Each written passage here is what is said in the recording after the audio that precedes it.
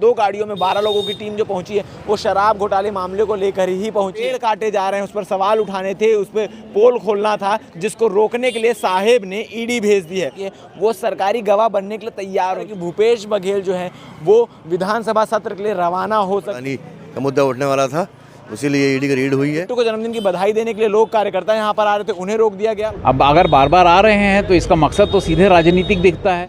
छत्तीसगढ़ के पूर्व मुख्यमंत्री भूपेश बघेल के यहाँ सुबह सुबह ईडी की टीम ने दबिश दी। आपको बता दें कि इससे पहले भी जब ईडी की टीम आई थी तब विधानसभा सत्र चल रहा था, और आज भी जब ईडी की टीम आई है तब विधानसभा सत्र का आखिरी दिन है। और इसके साथ ही आपको बता दें कि भूपेश बघेल के बेटे चैतन्य बघेल यानी बिट्टू का आज जन्मदिन भी बताया जा रहा है। सुबह सुबह ईडी की टीम यहाँ पर पहुंची और ईडी की टीम के पहुंचने के ठीक बाद भूपेश बघेल कार्यालय से एक ट्वीट होता है जिसमें साफ तौर पर लिखा जाता है कि आज विधानसभा सत्र का आखिरी दिन था और आज जो तनमार में पेड़ काटे जा रहे हैं उस पर सवाल उठाने थे, उस पर पोल खोलना था, जिसको रोकने के लिए साहेब ने ईडी भेज दी है। और आप देख सकते हैं उनके घर के ठीक सामने हम मौजूद है। भिलाई 3 स्थित उनका घर है, जहां पर भूपेश बघेल के घर के बाहर पूरी तमाम बैरिकेडिंग की जा चुकी है। पत्रकार तक को अंदर जाने की परमिशन नहीं है, तो कार्यकर्ता तो काफ़ी दूर की बात है। और इसके साथ ही आपको बता दें कि जब ईडी की टीम सुबह सुबह यहाँ पर पहुंची तो लगातार बिट्टू को जन्मदिन की बधाई देने के लिए लोग कार्यकर्ता यहाँ पर आ रहे थे, उन्हें रोक दिया गया और इसके बाद लगातार जांच चल रही है। लेकिन अभी हाल ही में आपको अपडेट बताऊं तो फॉलो जो इनकी भूपेश बघेल की पायलटिंग गाड़ी है वो तैयार हो चुकी है। अंदर जिस गाड़ी में भूपेश बघेल सफ़र करते हैं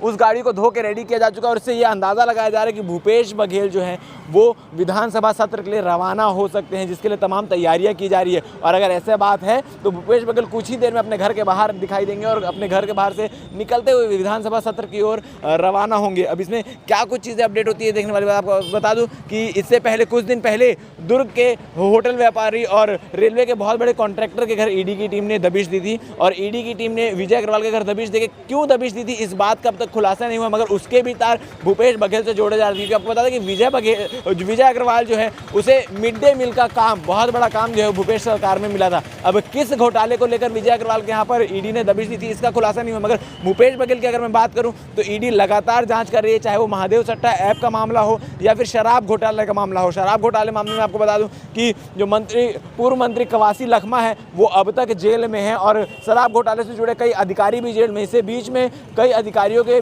ऊपर कार्रवाई भी की गई थी, उन्हें बर्खास्त भी किया गया था।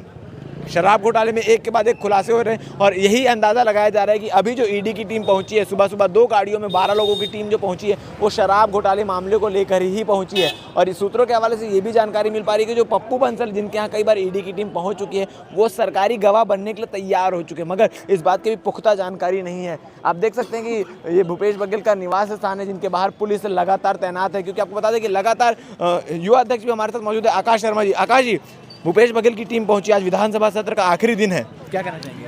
आज विधानसभा में तमन्ना का मुद्दा उठने वाला था और इनके आकाओं का मुद्दा उठने वाला था। सरकार के जो आका हैं गौतम अडानी का मुद्दा उठने वाला था, इसीलिए ईडी की रेड हुई है।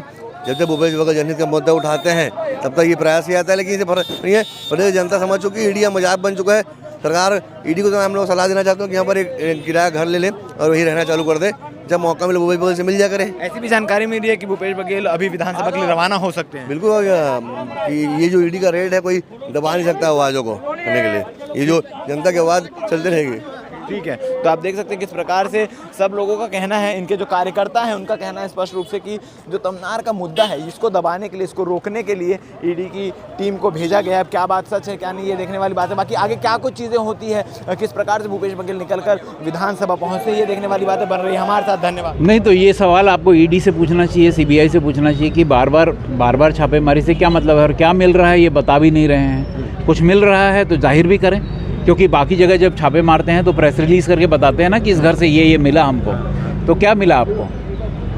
आप जितनी संपत्तियां हैं जो पुश्तैनी संपत्तियां हैं उनके कागजात ले जा रहे हैं आप। कोई ऐसी चीज़ मिली जिससे आपको लगता हो कि ये जितना आप आरोप लगा रहे हैं उनसे संबंधित कोई दस्तावेज मिला हो, उनसे संबंधित कोई धनराशि मिली हो, कहीं निवेश के सबूत मिले हों तो आप जाहिर कीजिए।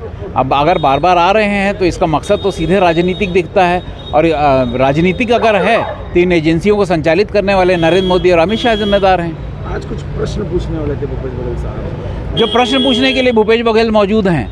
आपको ईडी के पास ये तरीका भी है कि आप सम्मान दे के बुला लीजिए।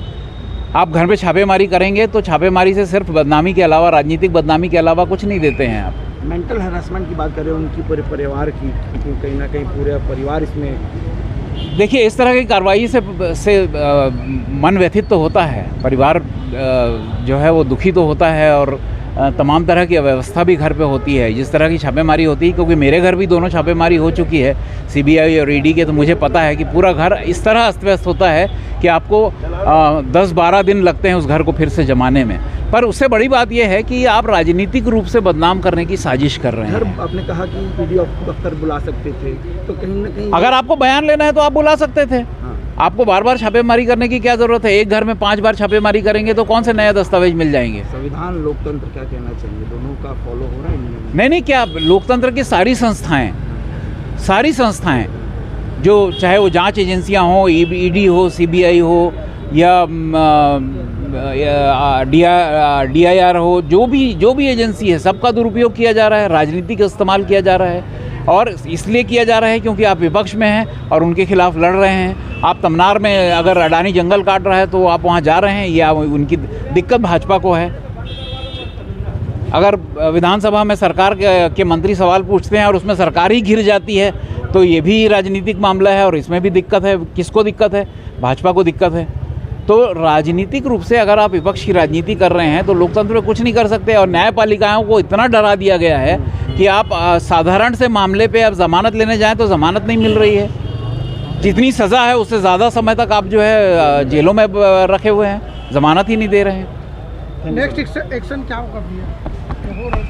अभी भूपेश बघेल जी विधानसभा जाएंगे, ऐसा उन्होंने कहा है कि वो विधानसभा जाएंगे। और राजनीतिक लड़ाई अगर है तो राजनीति पे लड़ी जाएगी, सड़क पे लड़ाएगी कांग्रेस। देखिए, ये बहुत ही दुर्भाग्यजनक है। भूपेश बघेल जी जिस तरीके से राज्य सरकार के खिलाफ केंद्र सरकार के मुखरता से बातों को रख रहे थे, और उनको दबाने के लिए आज विधानसभा भी थी, वो तमनार के मुद्दे को उठाने वाले थे, विधानसभा न जाए इस कारण उनको ये रोकने का प्रयास किया गया। ये राजनीतिक प्रयास है जिसकी हम सब लोग निंदा करते हैं। राजनीति की हत्या देख सकते हैं जैसे जिस प्रकार से हो रहा है, आज आवाज़ उठाने वाले थे, तो इससे कहीं ना कहीं लोकतंत्र की हत्या। देखिए, आवाज़ तो प्रजातंत्र में किसी की दबाई नहीं जा सकती। वो सदन में इस मामले को स्थगन के माध्यम से लाने वाले थे, तो ऐसा लगता है उनकी आवाज़ को दबाने का प्रयास किया गया, लेकिन आवाज़ किसी की दबाई नहीं जा सकती। लोकतंत्र की हत्या मानते हैं जी, लोकतंत्र के देखिए, ये जो लोकतंत्र में हर को अपनी बात कहने का अधिकार है। मैं पहले ही कह रहा हूँ कि इसमें किसी को भी दबाया नहीं जा सकता।